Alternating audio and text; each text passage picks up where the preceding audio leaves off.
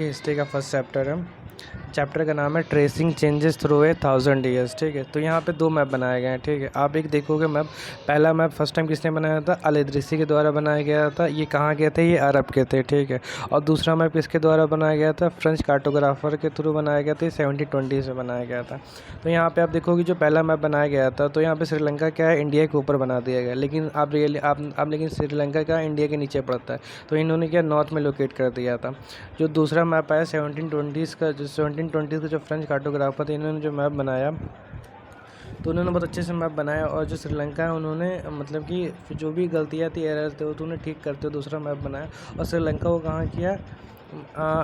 India के नीचे गया, क्योंकि श्रीलंका इंडिया के नीचे पड़ता है। और ये मैप कब बना था?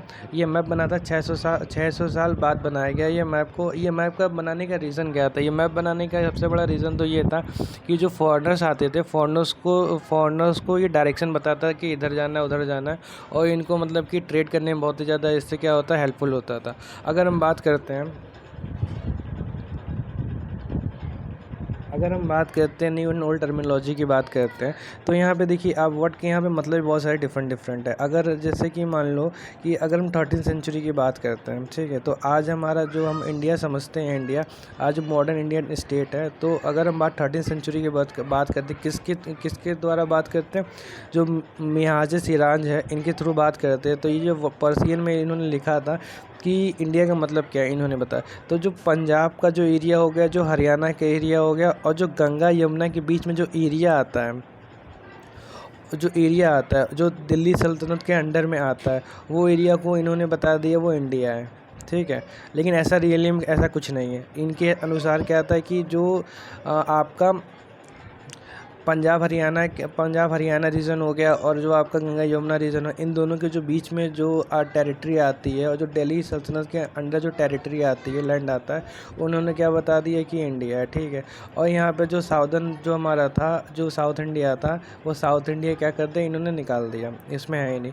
अगर हम बात करते हैं 16th सेंचुरी की, हम बात करते हैं जब बाबर आया, तो बाबर कैसे हिंदुस्तान को डिस्क्राइब करता है?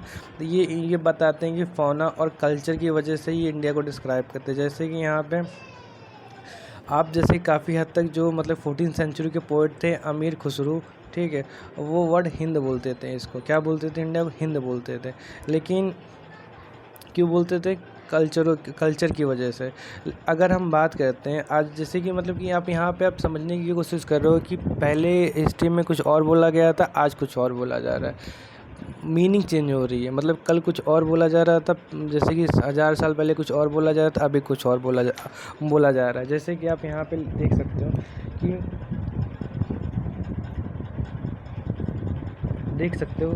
सकते हो यहाँ पे कि जो भी स्ट्रेंजर मतलब दूसरे गांव से आता था, दूसरे गांव से आता था, उसको क्या बोला जाता था? परदेसी बाबू या अजनबी बोला जाता था। लेकिन उनका कल्चर, रिलीजन सब सेम ही होता था, तब भी उनको क्या बोला जाता था? अजनबी बोला। जैसे कि आप एग्जांपल देख सकते हो, जैसे कि आपका ये है जो सिटी डेवलपर्स होते हैं, जो मतलब शहर में रहने वाले लोग होते थे, और जो मतलब कि आपके फॉरेस्ट में रहने वाले लोग थे, तो इन दोनों को अगर वो गाँव में आते तो उनको हम क्या बोलते थे?